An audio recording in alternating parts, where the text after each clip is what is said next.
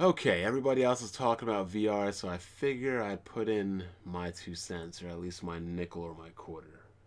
VR for the PlayStation. The PlayStation VR is going to debut at a price point of $400. So if anybody else is lying to you, or any Xbox fanboys are crying saying that's really 600, they are lying. And that's what they do. That's what Xbox fanboys do. They lie. So, a $400 price point. What does that mean to me? To me, I'm still not entirely interested in VR. I mean, I've used it, I've experienced it, I've played games with it, and it's fun. But again, it's kind of a novelty, kind of like 3D TVs around the whole Avatar time. And I just cannot see myself spending 400 for the PlayStation VR, 600 for an Oculus Rift, or even 800 for the Vive. Can't see me doing it. If I'm spending money of that nature, it's got to be something I'm getting everyday use out of, or something quality like a video card, a TV, a new monitor, a laptop, or a tablet. A novelty product is not something I'm going to spend and invest that much money into. I'm just not going to do it. As for how it will fare on the market, that is an entirely different argument altogether.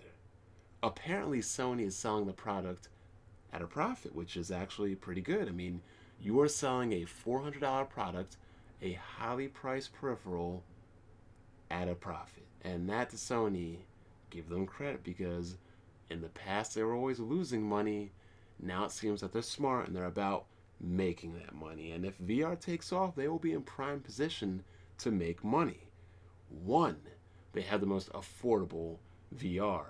And two, they have the most affordable platform in which to purchase VR for, that being a console. If you're into VR and you want to get it for a PC, well, you're looking at least for, let me figure it out, a $600 to $800 PC, and then a $600 to $800 VR headset, whether you choose Oculus Rift or the Vive.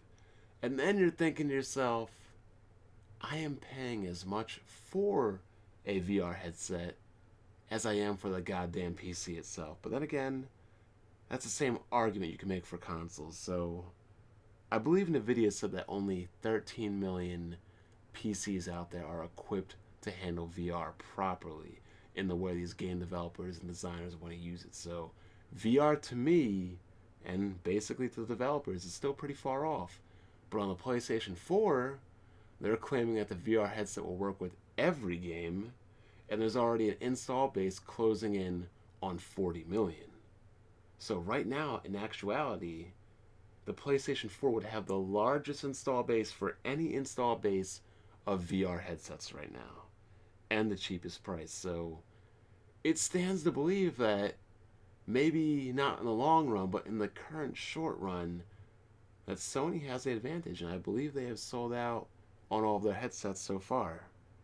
So we'll see where it goes. Now, let's talk about the negativity of the haters and everything. I mean, they're already writing it off, and I want to write it off too, because VR has never, ever, ever been successful dating back to the Sega Master System when it failed. But hey, it's a new time, a new era, new technology, new approach. It could work, it could not work. If I was a betting man, I would say that this type of technology won't work. Well, it will work, but it will not succeed for gaming at this time anyway. Maybe like 3 to 5 years down the line, we can have this conversation again, but right now, I don't think it will work. It is priced way too highly, and although it's selling out, you gotta understand that all these sellouts and all these people buying it are the early adopters that just basically have to have everything cutting edge, everything brand new, and that's exactly what they want. But for a product to truly succeed, it has to succeed with the casuals, with the mass market, with the mass demographic, with the larger market, not the minority market. So, again, I don't think it's going to succeed right away, but maybe in the long term, it will. As far as the PlayStation VR, I will tell you this.